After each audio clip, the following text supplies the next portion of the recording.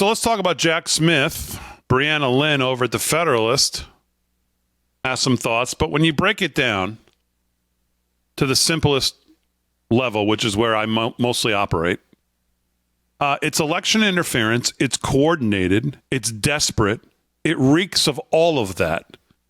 It goes against all department norms of the Department of Justice, where under any normal, sane administration, they would encourage prosecutors, especially as James Comey tried to tell us, to stay away from anything this close to the election. They absolutely just don't care. They absolutely don't care. They are desperate. They watched last night. They could care less about the Supreme Court. They don't care what they said. They don't care what their rulings are.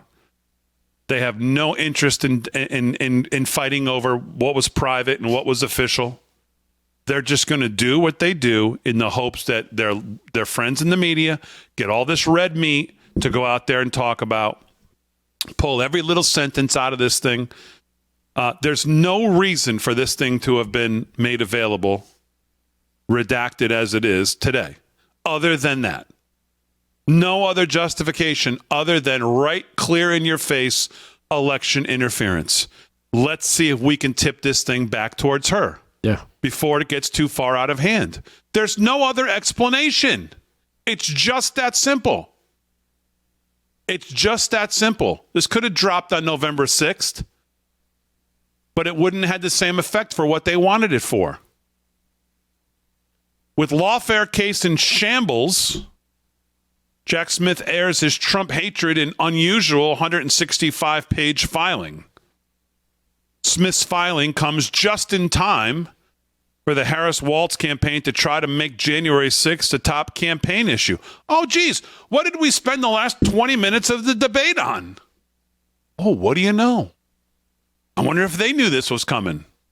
Let's make sure we get some January 6th talk in there, girls, because you know what's coming on Wednesday, remember? With his lawfare efforts collapsing, special counsel Jack Smith seized on what Politico described as his last chance before Election Day to submit a 165-page filing smearing former President Donald Trump. Unsealed Wednesday, the filing serves no real purpose except to create fodder for Democrats ahead of the election. That's exactly all it is.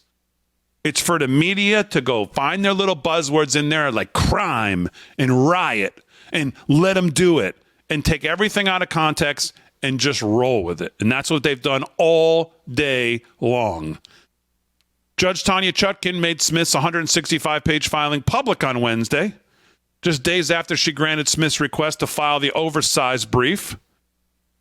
Filings are usually limited to 45 pages. His is 165, and of course she'd allowed it. Of course. The filing alleges that Trump and his co-conspirators, quote unquote, made knowingly false claims of election fraud, which were then used in furtherance of 3 conspiracies. Allegedly, the conspiracies include a conspiracy to interfere with the federal government function of which the nation collects and counts election results, which is so absolutely ludicrous. A conspiracy to obstruct the official proceeding in which Congress certifies the legitimate results of the presidential election, and a conspiracy against the rights of millions of Americans to vote and have their votes counted. The crux of Smith's filing is that Trump used false claims of election fraud to disrupt the electoral process. Ellie Honig, senior legal analyst at CNN, said, quote, "There are a couple of unusual things about the way this happened," end quote.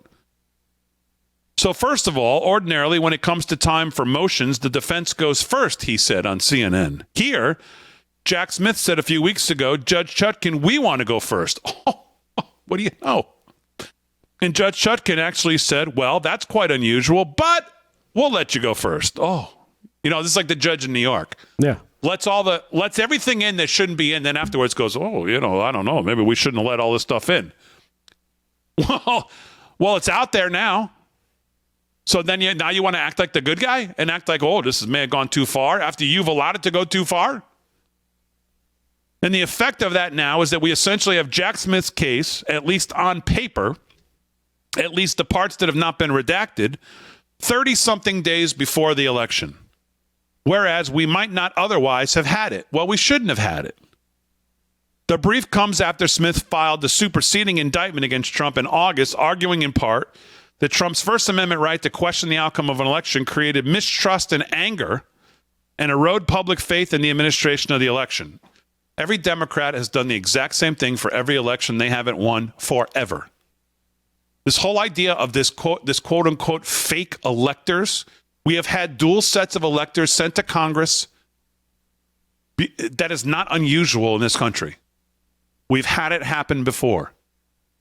The Constitution lays out the situation for state legislatures and how the electors come to Congress and how Congress can treat them and what happens if there's a discrepancy. Congress goes, the Senate goes, they separate. We've gone through all of this. To act like this is some out-of-the-box, strange concoction made up by just Trump and Pence and their administration and Mark Meadows and all of them over just this election is crazy.